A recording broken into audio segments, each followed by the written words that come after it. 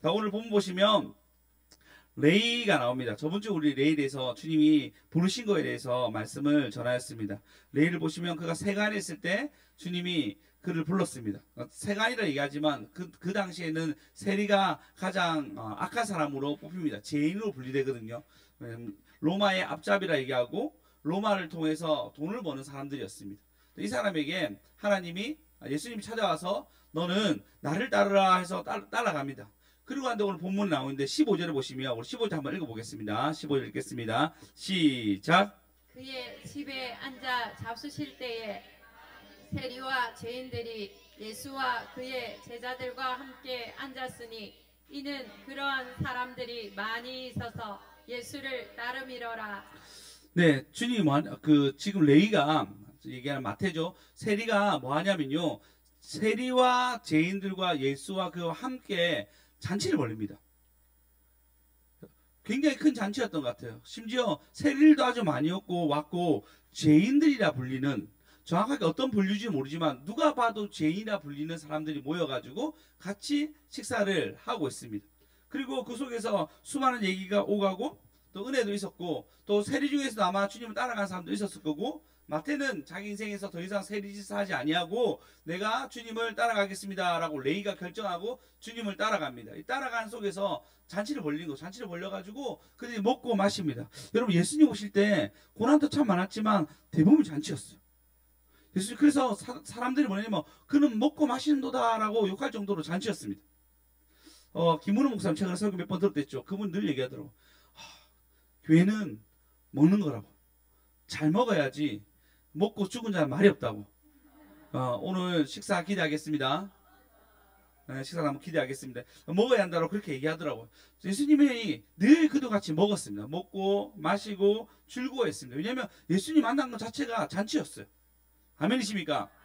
여러분, 우리가 이제 교회를 오랫동안 다니신 분도 있고, 최근에 우리 이제 민지가 와가지고 또 민지가 예배 드린 분도 있고, 어쨌든 예배가 참 많잖아요. 저희 교회도 예배 드리면서 열심히 예배 드리는데, 여러분, 이게 예수를 만난다는 것이 여러분 입장에서는 그냥 교회 오면 되는 거고, 이제 만나는 거라고 당연할 거라고 생각합니다.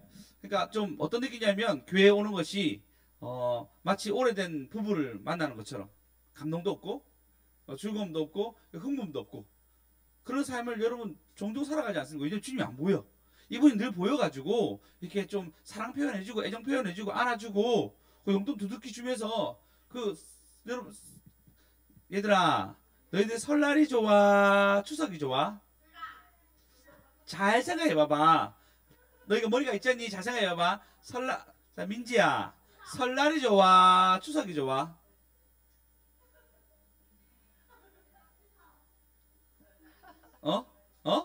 설이 좋아? 왜 설이 좋아? 그치? 설은 굉장히 좋아요. 왜 그러냐면 얘들이 가장 일당을 크게 받거든요. 왜 한 3분 정도 절 한번 딱 하고 고개 딱 들고 있으면 만원짜리고 2만원짜리 막 쏟아지고 5만원짜리 쏟아지죠. 그죠? 우리 예수님이 그렇게 늘 우리가 나타나가지고 이렇게 가장 좋은 걸로, 그죠? 사자성어죠. 가장 좋은 거. 세상 가장 아름다운 글자. 계좌이체로 주님 우리에게 주신다면 얼마나 좋겠어요. 안 그렇습니까? 주님이 그렇게 나타나가지고 성교사님 너무 좋아하시네. 계좌이체 얘기하시니까. 그래서 종종 성교지 있을 때 자주 받아야 되죠. 예. 그러는데 우리 주님이 나타나지가 않아요. 잘. 간혹 가다가 우리 줘가지고 눈물 조금 흘리게 하시고, 그죠? 눈물 흘리면 꼭 뭐 헌신이라고 뭐 뺏어가시고, 그래서 좀 이렇게 애틋할 것만 하면 또 애틋할 만큼 뭔가 가져가시고, 그런 분이 또 보이지도 않아요. 잘. 간혹 가다 나타나셔가지고 감동 주시고 그냥 가시는 분인데, 그러면 또 자주 나타나는 게 아니니까 올 때마다 여러분 막 큰 감동이 있으면 좋겠는데 그렇지 않아요. 그렇지 않고 우리 마음 가운데 주님 보면 어쩜 부담스러워요. 마치 안 부담스럽죠. 오시는데 우리가 못 느끼는 거죠. 어떤 느낌이냐면요, 제가 제 표현으로 하면 집에 문을 탁 열고 들어갔어요. 그래서 집 앞에 분리수거와 쓰레기 봉투가 놓여져 있는 거예요. 이건 무슨 말이죠? 당신이 들어오기 전에 요걸 잽싸게 들고 나가서 버리고 온다 이거죠. 그러면 제가 와서 집에서 쉬는 것이 아니고, 대부분의 남자들 좀 그렇죠. 저만 이렇게 사는 거 아니죠. 그죠? 그래서 들어가면 있어요. 물론 제가 또 이게 난 집에 쉬러 왔으니까 이걸 보고 바로 나갈 수는 없어. 나중에 나갈 때 생각나면 치워야지 하면서 또 들어갑니다. 그럼 아내가 보면 이 남편은 저 앞에 있는 것을 보지 못했나? 이걸 두고 나가셔야 되는데 왜 지금 들어오시지? 라고 갈등이 생깁니다. 우리가 주님이 만나는 것이 갈등의 구조가 되어가지고 주님 우리가 뭔가 요구하면 우리는 그걸 안 듣고 싶어요. 아니, 분명히 성경은 잔치라고 얘기하는데 잔치가 그 무슨 요구하고 요구받는 사이로 우리는 점점점 전략해 갑니다. 지금 세리는 주님 만났어요. 너무 기쁘게 만나가지고 그의 재산과 직업을 또 잃는 거잖아요. 모든 걸 다 버리고 주님을 따르기 전에 다른 세리들도 와서 주님 만나봐라고, 다른 죄인들도 와서 주님 만나라고 천국 잔치를 벌리고 있는데 전혀 그렇지 않습니다. 어제 주남사님 댁에 예배를 드렸습니다. 또 친척 관계인가 하니까 가서 예배 드리고 주남사님이 할 일이 너무 많다는 거예요. 그 중에 하나가 뭐냐면 우리 그 집에 있는 막내 아들 몽이라고 강아지 한 마리 있죠. 예, 귀여운 강아지 한 마리인데 몽이를 씻게 한다는 거예요.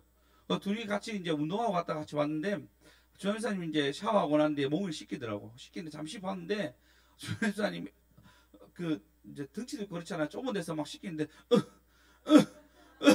씻기고 있더라고요. 신음소리들이 들리면서 괜찮냐고 물으니까 진짜 나도 씻기도 힘든데 얘 씻기기가 너무 힘들다면서 막 낑낑대며 막 씻더라고요. 어떤 관계죠? 이게 사랑하는 관계인데 뭔가 역할이 있어. 옆 사람들 얘기합시다. 사는 게 힘듭니다. 사는 게 힘듭니다. 예, 주님 보면 새로워야 되고, 예, 주님 보면은 좋아야 되는데 마치 가정에 있는 익숙한 사람처럼 뭔가 역할을 해야 되고 뭔가 일을 해야 되는 사람처럼. 근데 돈은 막 떨어지는 건 아니죠. 당연히 집안에서 해야 될 일이지만 그런 걸로 우리가 주님 만나지 않습니까? 세리들은 죄인들은 잔치였어요. 자기네끼리 잔치할 수 있었죠. 근데 거기 예수님 끼는 순간 달라졌습니다. 그냥 잔치가 아니었어요. 어마어마한 잔치였습니다. 구원의 잔치였습니다. 할렐루야. 할렐루야. 여러분, 하나님은 우리에게 그런 잔치를 초대합니다. 예수님을 만난 곳은 잔치였습니다. 죄인들이 변화될 수 있는 잔치. 근데 심판이 없는 건 아니죠. 그 죄에 대한 인식과 또 그들의 삶이 바뀌지만 죄인에 대한 것들이 인식이 있잖아요. 근데 신기하게도 그 죄에 대한 인식을 주님이 줘요. 이게 너무 중요한 거예요. 주님이 우리 때문에 수치를 당하시는 거예요. 우리가 이렇게 편안하게 살아가고 물론 역할이라 했다 뭐 얘기하지만 부부 생활뿐만 아니라 교회 생활 모든 것에서 또 우리가 죄 지으면 교회가 욕도 먹죠. 그럼 누가 욕도 먹죠? 주님이 욕도 먹는 거예요. 그러면 친히 죄인한테 와가지고 주님이 욕을 먹고 주님의 엄청난 영광, 주님의 엄청난 은혜가 세감되는 거예요. 그래서 하나님은 완벽하시고 우리 주님은 완전하신데 우리 때문에 대인 취급당하십니다. 근데 그분이 그곳에 오세요. 그리고 잔치를 벌리는데 같이 먹고 즐거워하며 죄인들에게 희망을 주시고, 할렐루야. 죄인들에게 은혜를 주십니다. 오직 예수. 오직. 그래서 여러분 부부의 흔한 10년 20년 살았던 권태기가 아닙니다. 우리 주님은 희망을 줘요. 여러분 보시면 죄인입니다. 그 당시 죄인이면 희망이 없는 거예요. 여러분 우리 일제시대에 살아봤잖아요. 우리가 상관하지 우리 조상들 살아보면 그 시들을 보면요 다 희망이 없어. 죽음이 더 좋다라고 얘기하며 그들의 삶 가운데 희망 없음을 계속 얘기합니다. 이 당시도 마찬가지입니다. 로마의 앞잡이 가운데 있는 그 인생들, 그리고 로마 시대에 돈을 벌 수가 없어요. 그렇잖아요. 우리도 마찬가지였겠죠. 식민지 시대에 이들 가운데 희망이 없는데 예수가 희망이 되었습니다. 할렐루야. 그들이 할 수 없이 사회적으로도 죄인이 될 수밖에 없었는데 예수님이 그들에게 와가지고 빛을 비추어 주셨습니다. 여러분도 동일하지 않습니까? 여러분 예수님 여러분에게 어떻게 왔습니까? 그럼 여러분이 와가지고 희망을 주시고 은혜를 주시고 변화를 주시고 그 제일 중요한 건 여러분 진짜 인생 이 마지막 끝에서 주님이 뭐라 하죠? 그 마지막 끝에서 수고했다고 잘했다고 이제 영원한 천국을 갈 거라고. 할렐루야. 예, 지금 이제 나이 드신 분들 너무 감사하게 생각합니다. 여러분이 있었기 때문에 대한민국이 아직까지 있었고 복음으로 전진하고 있습니다. 여러 가지 세태한다 얘기하지만 하나님은 복음은 쉽게 세태하지 않습니다. 왜냐하면 주님이 우리를 지키기 때문입니다. 할렐루야. 뭐 여담이지만 저는 신이 꼭 있어야 한다고 생각하거든요. 왜 그러냐면 심판해야 돼요. 그러면 이제 나는 이렇게 하나님이 사람을 만드시고 창조하셨는데 왜 심판을 하지? 그렇잖아. 우리가 강아지라도 하나 키우면 얘가 나쁜 짓 하더라도 고쳐서 쓰면 되잖아요. 아이들도 좀 잘못한 거 있으면 좀 뭐라 해서 바르게 하면 되는데 하나님은 영원한 심판이 있다고 얘기합니다. 지옥불에 비유하기도 하고요. 아니면 이기적인 사람끼리 사는 어둠을 얘기하기도 합니다. 근데 여러분, 우크라이나에 있는 그들 가운데 만약에 신이 없다 생각하면 너무 괴롭지 않겠습니까?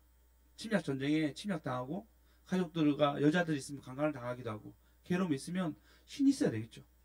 심판자가 있어야 되겠죠. 일제시대 때 그들 그렇게 기도하는 거예요. 잔인하게 고민당하는데 천국 바라보면서 하나님 이 땅에 강복 있게 하시고 할렐루야 하나님 이 땅 가운데 고쳐달라고 기도하는 거예요. 그리고 그들이 기도하며 이 땅에 강복을 기도했을 때 실제로 그런 일이 일어났죠. 그 신이 우리를 도와줬다라고 다 같이 기뻐하며 그때 믿는 많은 사람들이 대한민국의 이 강복절을 기념하며 같이 예배를 드렸어요. 그게 한국의 역사입니다. 네, 우리는 너무나 신이 필요한 시대를 살았던 거죠. 우리 조상들이. 지금 어떻습니까? 여러분 가운데 심판하신 하나님이 필요합니까? 생각하면 좀 부담스럽죠. 심판하면. 이스라엘 백성도 마찬가지였던 것 같아요. 왜 그러냐면 그 다음 절 보시면 이 17절 보시면요. 예수께서 들으시고 그들에게 16절입니다. 죄송합니다. 16절 바리새인들과 서기관이 그곳에 있었습니다. 그러니까 심판하신 하나님은 어디 갔느냐? 저들은 죄인인데도 불구하고 왜 예수님 있다고 즐거워하고 기뻐하고 그렇잖아요. 예수님 인사였거든요. 그러니까 굉장히 누구나 봐도 너무나 좋아할 만한 사람이었어요. 그리고 예수님을 통해서 많은 사람들이 나음 얻었고 귀신 들린 사람이 병든 사람들이 치료를 받았습니다. 모두가 그를 주목하고 있는데 그분이 누구한테 가냐면 죄인한테 가는 거예요. 그러면 누가 소외되는 거죠? 오히려 바리새인들과 서기관들이 소외돼요. 바리새인들은 그 당시에 율법이라면 최선을 다해 지킨 사람들입니다. 자기가 아는 범위 내에서. 서기관들도 최선을 다해 지켰는데 근데 예수님이 자기한테 안 오는 거예요. 그 오히려 죄인한테 가서 그들이 죄인인데 생각해 보십시오. 내가 피해를 봤어. 세리가 내 돈을 원래 10만 원으로 세금 떼가야 되는데 100만 원 떼갔어요. 그럼 내가 손해를 봤어.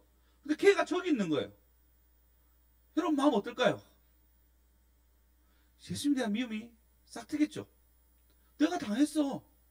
내가 저 세리한테 당해가지고 전만 호의호식하고 그랬기 때문에 내 돈 떼가지고 호의호식하고 나는 쟤 때문에 괴로워하고 있는데 예수님이 얘들한테 찾아가는 거예요. 공평하다고 느낄까요? 이게 심판이라고 느낄까요? 전혀 아니죠. 전혀 아니라고 생각합니다. 근데 하나님은 예수님은 다른 것을 봐요. 여러분 보십시오. 이 당시 예수 믿었던 마태라 표현할게요. 마태가 어떻게 죽은지 아십니까? 이 당시 예수 믿으면 더 좋은 거 얻은 것 같죠? 아니었습니다. 이 당시 예수 믿는 사람들은 지금 자기네 죄를 뭐 토해냈다 안 토해냈다 그 죄를 회개했다 안 했다 떠나도 이 당시 예수 믿는 사람은 대부분 다 죽었습니다. 주를 위해서 주님의 증인 되기 위해서 그들은 대부분 죽음을 다 선택했습니다. 당장의 심판이 일어나지 않는다고 안타까워했지만 하나님 어떻게 했죠? 그들을 정말 주님의 증인된 자로 그 인생을 바치겠습니다. 그게 복음이었어요. 오늘 임직 예배를 드리고 있습니다. 백강현 우리 이제 장로님이시죠. 장로님이 처음 예수 믿었을 때 오늘 최윤석 권사님 있었는데 거기에 목원으로 들어가서 참 많이 배우셨어요. 많이 배우시고 그리고 장로님이 지금은 이렇게 근엄하시고 말 없으시고 이렇게 얘기하면 막 도와주고 사랑해 주잖아요. 그 예전에는 그 목장 모임 가면 그렇게 말이 많았습니다. 전도를 하는데 말도 많으니까 얼마나 힘들었을까 생각합니다. 예, 잘하는 분이 말 많이 하면 힘들잖아요. 근데 또 그런 분들이 대부분 자기만의 주관이 있어. 그럼 주관이 있으니까 그 얘기를 다 하는데 우리 오시지 않았지만 송 장로님과 우리 최 권사님이 많이 힘들었을까 생각합니다. 초창기에. 근데 그걸 다 받아주고 나니까요. 때가 되니까 또 성장해서 분가하셔가지고 또 그곳에서 이제 본인 사역했죠. 신기하죠. 하나님 똑같은 분 보내가지고, 네. 오늘 그 백장로님 말이 많은데도 불구하고 말을 못할 정도 더 말 많은 사람 오게 해가지고 잠잠하게 만드셨어요. 하나님 다 갚아주십니다. 죄도 다 갚아주시고, 예, 은혜도 다 갚아주십니다. 할렐루야, 할렐루야. 예, 하나님이 하나님 입장에서 그들의 죄를 안 갚는 것 같습니까? 다 갚았어요. 그리고 그들이 세리로서의 어떤 피해자를 줬는지 몰라도 그 인생의 복음 전하는 자로 인생을 바뀌게 만들었습니다. 우리 백장님 바뀌신 거죠. 예, 바뀌시고 헌신하시고 참 저희 교회 와가지고 여러 가지 볼로 보이셨어요. 그래서 교회 문화가 점점 바뀌었습니다. 감사하게 생각합니다. 앞으로 더 헌신하셔가지고 교회에 더 큰 일꾼으로, 또 저희 교회가 어쩌면 이제 개척교회니까 뿌리가 막 깊은 게 아니에요. 근데 또 좋은 교회에서 오랫동안 섬기셨는데 저희 교회 또 뿌리를 잘 내릴 수 있도록 성도들 잘 도와주셨으면 좋겠습니다. 네, 같이 여러분 응원해 주시고 기도해 주십시오. 그리고 바리새인처럼 서기관처럼 속상한 일 있죠. 그러면서 세리와 죄인들과 같이 먹냐고 한탄스러워 할 수 있습니다. 더 중요한 건 예수님이 이렇게 얘기하죠. 우리 17절 읽어보겠습니다. 다 같이 읽어보겠습니다. 시작. 예수께서 들으시고 그들에게 이르시되 건강한 자에게는 의사가 쓸데없고 병든 자에게라야 쓸데있느니라. 나는 의인을 부르러 온 것이 아니요 죄인을 부르러 왔노라 하시니라. 우리 예수님은 죄인과 의인으로, 그리고 아픈 자와 병든 자와 그다음 의사로 비유합니다. 본인은 의사인데 병든 자야만 의사가 필요하다라고 얘기합니다. 그러면 여러분 다 필요하지 않습니까? 여러분 혹시 물어볼게요. 안 아픈 데 있으신 분 있어요? 나 너무 건강하다. 나 너무 건강하다는 분 있어요? 없어요? 우리 지호는 건강해? 너의 젊음이 느껴진다. 느껴진다. 지호는 아픈 적 없어? 그쵸. 아이들이 막, 아는 애들 분노해하고 있습니다. 이렇게 있잖아. 바리새인 세리에 다 나오고 있습니다. 네, 우리 주혁이도 보면 차 타면 멀미한다고 아프다고 얘기해요. 네, 우리 삶에 안 아픈 사람 아무도 없습니다. 반대로, 죄 안 지은 사람 있습니까? 있습니까? 지호야, 너는 죄 지었어? 죄 안 지었어? 갑자기 고개를 숙이기 시작했습니다. 우리 겸아 어딨어?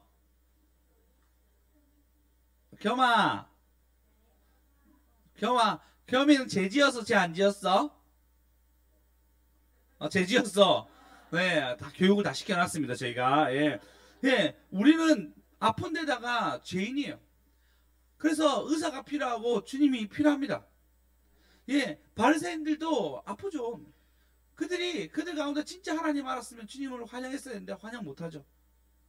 그리고 왜 주님이 잘못한 것만 보이는지 종 따라다니면서 주님이 잘못한 것을 책망하며 살아가는 것, 뭐죠? 열등감이죠. 열등감. 주님을 받아들이지 못한 거예요. 자기 열등감 때문에 못 받아들인 거예요. 그래서 제가 폭발하게 됩니다. 어떻게 해서 주님을 죽이는 걸로 선택하게 됩니다. 인생 얄궂죠. 그렇게 자기 삶 가운데 주님 기다렸는데 주님을 죽이는 걸로 그들이 선택하게 되고 그것이 성공인 줄 알고 삶을 살아갔던 분들이 바리새인이었어요. 우리도 가끔 의심, 미움, 시기, 다툼, 질투 이런 것들이 우리를 확 잡을 때 있습니다. 그리고 그런 것들을 잡으면 어떻게 되죠? 신기하죠. 싸움이 일어나잖아요. 그러면 그 당장 일어나는 마음이 뭐냐면 내가 잘한 거, 내가 열심히 했던 것만 딱 기억납니다. 그리고 왜 저런 상황이 일어나서 이런 사람을 만났는지, 이런 상황을 만났는지 우리는 원망하게 돼요. 누가 더 원망하죠? 희한하죠. 우리 믿는 사람이 전부 다 하나님 원망해요. 주님 왜 이러시죠? 이 정도는 아니잖아요. 라고 얘기합니다. 그때 하나님 뭐라 해요? 네가 병든 거야. 네가 죄인이고 그러니까 내가 필요한 거야. 라고 말씀하십니다. 여러분 죄인이라 얘기하면 주님이 필요합니다. 그렇죠. 바리새인들은 자기가 죄인이라고 생각 안 하니까, 자기가 아프다고 생각 안 하니까 주님이 필요 없는 거예요. 주님 우리에게 오셨습니다. 할렐루야. 예, 여러분 말씀 마치겠습니다. 주님 우리에게 왔는데 이 왔는 건 여러분 우리 좀 감격해 합시다. 아까 얘기했죠. 권태기처럼 살지 마시고 진짜 좀 감사하고 영광을 올렸으면 좋겠습니다. 어떻게 내가 뭘 가지고 주님께 나아갈까 생각하시면서 잔치에 내가 참여한 자가 되었는데 어떻게 이 잔치에 참여한 데 대해서 감사하고 감격해 할까? 라고 여러분 일주일 정도 살아갈 때 고민하십시오. 그리고 여러분 아프고 가십시오. 멀쩡해 보여도 아파요. 멀쩡해 보여도 우리는 주님이 너무 필요해요. 그걸 여러분 인식하십시오. 그래서 어느 곳에 있든지 그분과 같이 있으면 잔치예요. 근데 그분과 같이 없으면 그냥 우리 병든 자로서만 있는 거예요. 주님 우리가 주치이 되어가지고 우리의 슬픔과 우리의 아픔과 우리의 모든 고통을 같이 하시는데 그분을 초청하십시오. 네, 저 설교 다녔을 때 주님 초청하죠. 왜냐면 내 말로는 주님의 은혜가 끼치지 않으니까 주님을 초청하는 거잖아요. 여러분 찬양할 때 좋다고 리듬 좋다고 주님 노래 잘 부른다고 노래 받는 거 아니잖아요. 그죠? 주님이 여러분 찾아와야 되잖아요. 그러면 여러분 찬양할 때도 주님 찾아와달라고. 주님 난 아프니까 주님이 깨끗이 하지 않으면 찬양도 드리지 않습니다. 기도도 마찬가지 않습니까? 가장 거룩한 자리지만 여러분 기도할 때 딴 생각과 안 좋은 생각이 들어올 때 있잖아요. 거룩하더라도 그때도 주님을 찾는 거예요. 주님 와달라고. 그러면 그것이 잔치가 되고 은혜가 되며 영광 돌린 자리가 되는 것입니다. 주님은 우리에게 오셨습니다. 그분은 잔치에 온 게 아니고 불편한 자리에 오셨어요. 그분은 천국에서 너무나 편한 분이었는데 그분이 이 땅에 와서 너무나 불편한 자리에 왔습니다. 여러분 대한민국에 있다가 제가 필리핀 가니까 다 불편하더라고요. 여러 가지로 다 불편하더라고요. 주님이 천국에 있다가 이곳에 왔으면 얼마나 불편했겠습니까? 2000년 전에. 그럼 그분은 우리의 편리함을 위해서, 그분은 우리의 죄를 닦기 위해서 이 땅에 오셨습니다. 그럼 뭐 하시죠? 죽으세요. 그분은 우리 위해 죽으셨습니다. 그게 그분의 사랑의 표현이었습니다. 그래서 우리에게 너희가 의인이야. 너희가 의인이야. 너희가 사랑받을 자고 너희는 내가 저주받았기 때문에 너희는 사랑받는 자라고 우리에게 얘기하고 있습니다. 이 시간 우리 한번 주님 여기 계시게 한번 찬양하시면서 주님 이 시간 오셔서 우리를 치료해 주시고 우리를 좀 만나 주십시오. 주님 우리의 삶 가운데 주님의 채우심이 일어나게 해달라고 우리 주님이 너무나 필요합니다. 나 예수님 우리 주님 너무나 필요합니다. 나는 잔치에 참여 받았는데 내 인생 잔치가 아니라 권태기 인생처럼 살아갑니다. 이렇게 살아가지 않도록 도와주시고 이 잔치에 참여한 자로서 하나님 우리 삶 가운데 하나님이 필요하오니 하나님 여기 계셔서 우리를 인도해달라고 우리 찬양하며 나가겠습니다. 부르는 몸과 찬양하시겠습니다. 주님 여기 계시기에